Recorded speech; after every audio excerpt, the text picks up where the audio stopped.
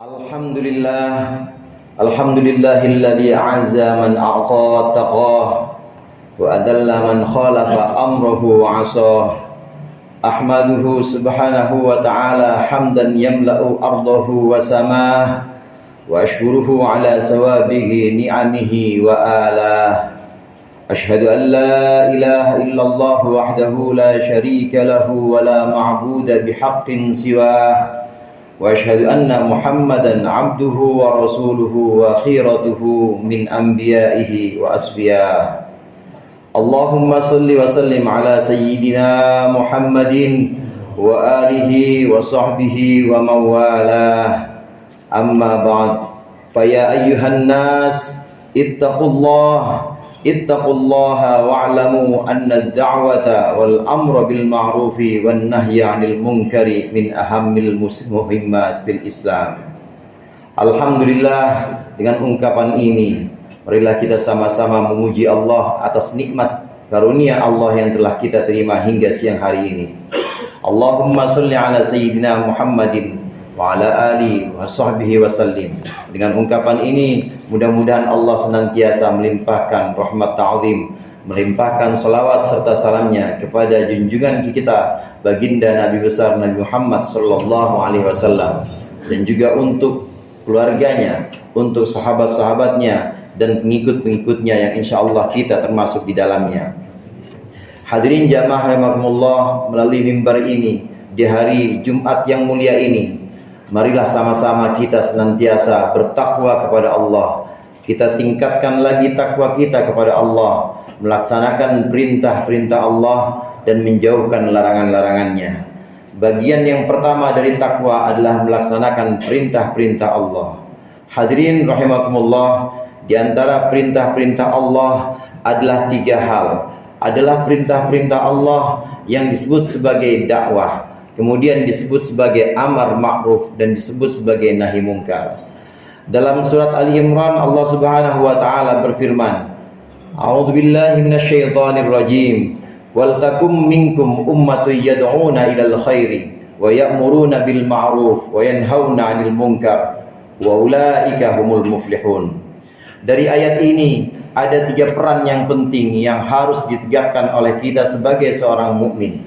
Yang pertama yaitu dakwah. Dakwah yang dimaksud di sini adalah mengajak kepada jalan yang benar, mengajak kepada kebaikan untuk orang-orang yang belum masuk dalam kebaikan. Dakwah adalah ajakan. Tentu ajakan ini harus dilakukan dengan santun. Ajakan ini harus dilakukan dengan sopan. Ajakan ini harus dilakukan dengan sesuatu yang menarik orang yang kita ajak. Dakwah adalah ajakan seseorang atau ajakan kita untuk merayu atau untuk mengajak orang masuk ke dalam agama Islam, mengajak orang untuk ikut kepada ibadah-ibadah atau kebiasaan-kebiasaan yang pernah kita lakukan. Ad-da'wah ilal khair. Hadirin rahimakumullah, dakwah yang dimaksud di sini adalah mengajak ketika seseorang mengajak dengan hikmah, mengajak dengan mau'idhah hasanah, mengajak dengan sesuatu yang lebih baik untuk orang yang diajak dan orang diajak merasa tertarik. Ini adalah yang pertama, di mana seseorang atau satu di antara kita harus memperlakukan ajakan ini demi nama baik Islam, jangan sampai mencoreng Islam. Kemudian yang kedua, amar ma'ruf. Amar ma'ruf adalah sesuatu perintah, memerintahkan berbuat kebaikan. Amar ma'ruf diganding dengan nahi mungkar, yaitu mencegah atau melarang kemungkaran. Berbeda dengan dakwah. Dakwah dilakukan dari kita untuk orang-orang yang memang belum terlalu dekat dengan kita. Dakwah sifatnya keluar. Adapun amar ma'ruf nahi mungkar ini sifatnya adalah ke dalam. Dari pengertian amar ma'ruf yang artinya menyuruh kebaikan, nahi mungkar yang artinya melarang keburukan, maka menyuruh dan melarang ini adalah dilakukan oleh seorang yang sudah ada kedekatan emosional dengan kita. Seorang ayah misalnya, maka dia menyuruh dan melarang anaknya. Seorang ibu misalnya, maka dia menyuruh dan melarang anaknya. Demikian juga dalam skala yang kecil, keluarga bisa diterapkan amar ma'ruf nahi mungkar. Berbeda dengan dakwah yang sifatnya keluar, yaitu mengajak orang yang memang tidak terlalu dekat dengan kita. Hadirin jamaah rahimakumullah, dari ketiga hal ini, baik dakwah, amar ma'ruf maupun nahi mungkar, maka ketiganya harus berdasarkan dan berlandaskan dari kasih sayang kita, berlandaskan rasa sayang kita kepada orang yang kita ajak. Dakwah, amar ma'ruf maupun nahi mungkar tidak boleh didasarkan atau berangkat dari kebencian.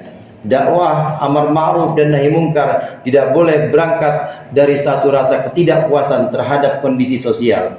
Tetapi ketiganya, dakwah, amar ma'ruf maupun nahi mungkar, ini harus berangkat dari rasa sayang kita, rasa belas kasih kita kepada orang-orang yang kita ajak, orang-orang yang kita larang dan orang-orang yang kita suruh.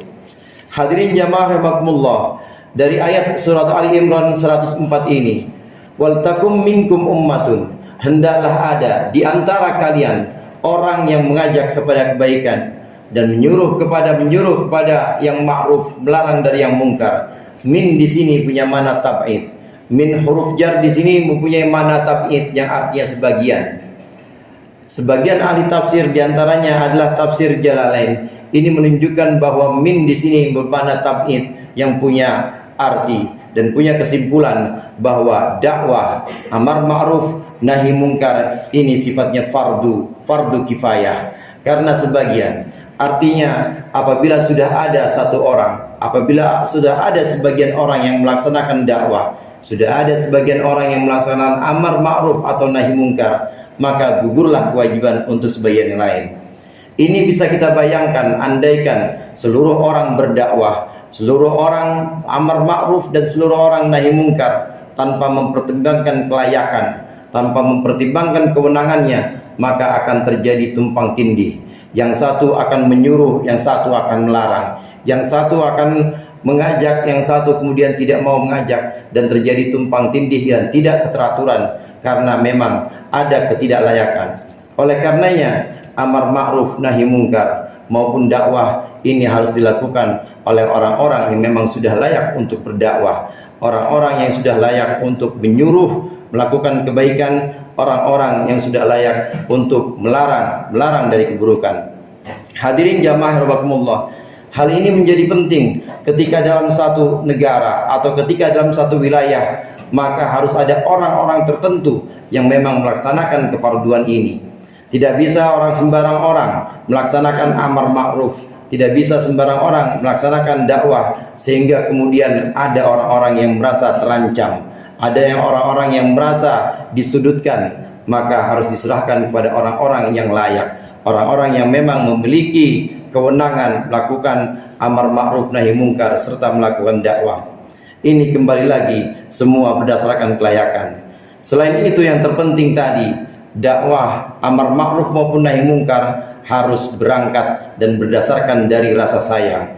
Tidak boleh berdasarkan dari sentimen, tidak boleh berdasarkan dari rasa kebencian, dan tidak boleh berdasarkan dari rasa ragu atau rasa tidak puas dengan keadaan sosial yang dihadapi oleh seseorang. A'udzubillahi minasyaitonir rajim. Bismillahirrahmanirrahim. Wal takum minkum ummatun yad'una ilal khair wa ya'muruna bil ma'ruf wa yanhauna 'anil munkar wa ulaika humul muflihun. Dan hendaklah ada sebagian dari kalian orang-orang yang mengajak kepada kebaikan, menyuruh kepada kebaikan, melarang dari kemungkaran, dan mereka itu adalah orang-orang yang beruntung.